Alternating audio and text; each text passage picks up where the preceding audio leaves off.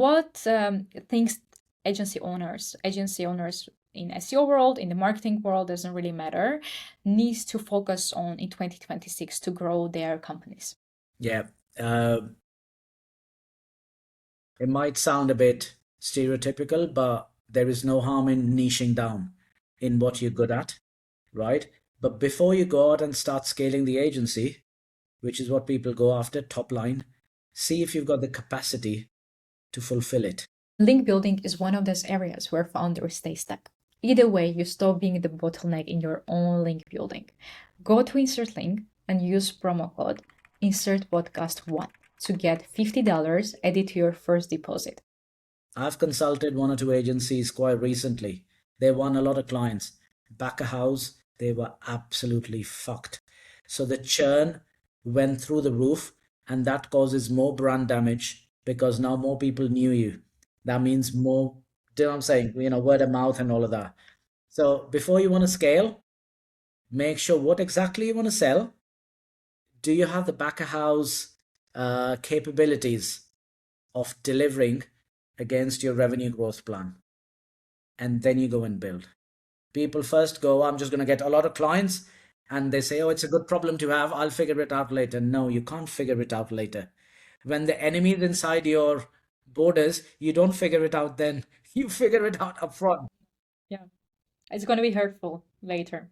And what agency owners need to stop doing in 2026? Agency owners who don't have any experience of sales, please stop acting like you know sales. Remove yourself as the bottleneck because they think they can sell well. No, you can't. You have no idea how much effort and energy it takes. Please trust the market, hire someone who's talented, and let that person do the job for you. And you stick to what you're good at. I am not good at SEO. I'll never be an SEO guy, ever. I can't build a link. I can't write quality content, and I can't do technical SEO, but I know how to sell it. Whereas all the SEO agency owners, they're very good at SEO, but they're shit at sales. Don't do it, please. When, for example, this person appeared in the call and then the call ended, let me think about this, or I will come back to you later. I know that you heard that sentence most probably a lot of times. How do you deal with that one? Yeah, obviously this is objection handling, but if someone's already saying, let me think about it, I'll come back to you. Okay, clearly you've not given enough value on the call, which means you've just been pitching. So my discovery call script and framework, how I do it with agencies, is 7 pillars.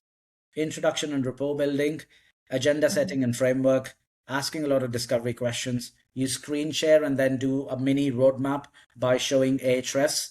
What exactly have they been doing, good or bad, where you are against the competitors. You then do a temp check, do the price drop, show the deck, do the objection handling, try and do a one call close. If it doesn't happen, you're doing a BAMFAM, which is a book a meeting from a meeting within the next 48 to 72 hours with a clear agenda. Next call, we make a decision together. Now, if you haven't done that, you clearly haven't added enough value. However, there are some people you might have done fantastically well. People would still say, let me think about it, right? That's where objection handling, and there are various scenarios, answers you can give to that, depending on how someone's answered. It could range from, I want you to think about it, do your due diligence, but if I may ask, what exactly do you want to think about? They might say, I'm speaking to other agencies. They might say, I need to look at my cash flow. If it's a cash flow, or I don't have the money, okay, but you said you're spending 15 grand on paid ads, and your ROAS has dropped to 2.2 from 4.9. And you did say, if you don't change this in the next 3 months, it'll probably have you sack a lot of people. So if I may ask, you need to change that yesterday. What do you want to think about? Using their own words against them, cost of inaction. Yeah. That kind of stuff. I mean, there are hundreds of scenarios, hundreds of answers I could give. It depends how the conversations go in. If they say it's too expensive, okay, let's put the money aside. What if I give you these services for free? And before you jumped on the call, X, Y, and Z, did I add that specific value you were looking for? So basically what I'm doing is I'm trying to isolate the problem. And once it comes down to what is really the problem, I then objection handle it. I see. So you really want to identify, dig deeper to see what's the problem.